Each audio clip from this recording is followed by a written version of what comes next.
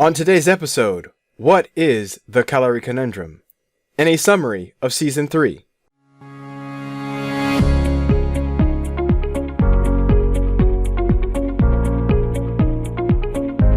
Welcome to the Calorie Conundrum Podcast with Coach Strick. Join us as we expand the weight loss conversation to beyond just calories and dare to ask the question, why does eating less and exercising more sometimes not produce the desired results? Here's Coach Strick to discuss this Calorie Conundrum. Hello and welcome to the Calorie Conundrum Podcast.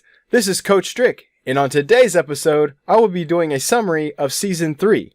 But before we get to the summary, I wanted to take a couple minutes to discuss what is meant by the term Calorie Conundrum. The idea of Calorie Conundrum is not only the title of this podcast, but also the inspiration behind it. When I decided that I wanted to become a personal trainer and help people with their health and weight issues, I began to study anything and everything I could find that would help me be a better trainer. I applied what I could with my clients, but it didn't take long to see that what I was doing wasn't working. The initial inspiration for the idea of the Calorie Conundrum came when I had clients that were killing their workouts and starving themselves in attempts to lose weight, but the weight wasn't coming off. I wasn't telling my clients to severely restrict the amount of food they were eating. They were doing that because this is what we're told. If you want to lose weight, it's all about calories in versus calories out. If you eat less and exercise more, you will lose weight. But it wasn't working. It didn't make sense. We had a calorie conundrum.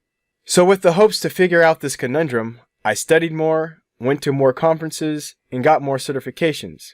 The more I studied and researched about health and weight loss with an open mind, the more evidence I found to support the idea that there was way more to weight loss than eating less and exercising more. Instead of just blaming the victim or the person attempting to lose weight, I started asking questions. Questions like, even if the calories in versus calories out philosophy was 100% true, what about those people that can't stick to their diet for long enough to lose or maintain weight loss? Why can't they stick to their diet? This is a calorie conundrum. What about addiction? People can be addicted to drugs, but when it comes to food, we blame the victim and claim that they have low willpower or no discipline. Telling an addict that drugs are bad and that they should stop doing them may work for some, but for the vast majority, it doesn't work. Can people be addicted to certain foods? This is a calorie conundrum. What about my former clients? They were working out hard and eating very little and still were not losing weight. Even if the calories in, calories out philosophy was 100% true, this would mean that the metabolisms of my former clients decreased significantly, causing weight maintenance or weight gain where there should have been weight loss. What are the things that cause someone's metabolism to decrease? This is a calorie conundrum. These are just a few questions that can be raised in regards to this subject, and hopefully you can understand more what is meant by the calorie conundrum. Basically, the calorie conundrum is when the traditional calories in versus calories out philosophy doesn't work for weight loss. Over the years, more and more information is being discovered that is causing us to question the validity of the conventional calories in versus calories out mindset. Things like information on the gut and the microbiome. There are studies about fecal transplants that show if you take bacteria from a skinny subject and give it to an overweight subject, the overweight subject loses weight. And when you give bacteria from an overweight subject to a skinny subject, the skinny subject gains weight. We have also learned more about things like environmental toxins and obesogens. These are substances known to cause weight gain. And with the increased use of medications, we have learned more about different drugs and their side effects. There are many drugs that are well known to cause weight gain. We've discovered new information about genetics and biochemical individuality and how a diet and exercise plan might work great for one person and not another person. We've also learned about stress and the hormones in the body. Many people have experienced weight gain during times of stress. This list could go on, but these are just a few examples of what I mean by calorie conundrum. There are many more examples and additional in-depth information in the episodes on this podcast. And speaking of episodes, let's summarize Season 3 of the Calorie Conundrum podcast. Season 3 had fewer episodes than previous seasons, but it was still full of valuable information.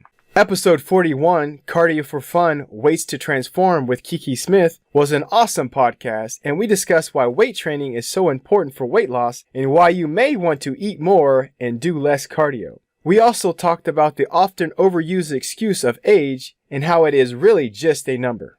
In episode 42, Why Diet and Exercise Isn't Enough with Jenn Malecha, we talked about many aspects of your health journey and how Jenn's A-type personality had her searching for answers about her own health. She discovered that she needed to focus on recovery more and use functional lab tests to get to the root cause of her health problems. In episode 43, 7 Weight Loss Resources with Coach Strick, I discussed 7 common tools you can use to increase your weight loss success. I gave new perspective on these tools and why they are so important. I also discussed the power of data and why you want to use these tools together and not limit your weight loss decisions to one metric. In episode 44, You Can't Eat Love with Leslie Davis, we were inspired by a real-life success story. Leslie uses many metaphors and examples that are easy to understand and demonstrate that when it comes to weight loss, she has real-world experience. If you think you are too old, not strong enough, or lack enough self-love to lose weight, this episode is a must listen.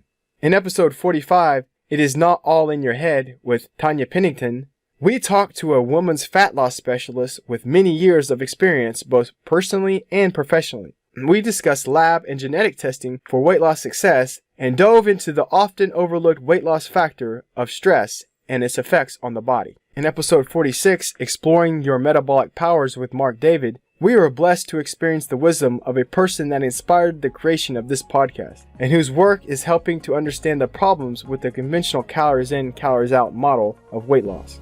We discussed some of these metabolic powers and how Marc was so inspired he created an institute that now trains other health and wellness professionals about these important concepts. In episode 47, The Body Effect with Don Cacao, we discuss many of the things that are keeping people from losing weight and how you can make weight loss easy. The information in this episode is important and should be taught in school. Listen to see what new things you can learn. Season 3 was filled with lots of valuable information. I hope that you can use this information to improve your health and weight loss success. Don't forget to share this information with someone that could find it useful in their journey as well. And with that said, this is Coach Strick saying thanks for listening, and remember, when calories in, calories out doesn't work, that, my friend, is a calorie conundrum.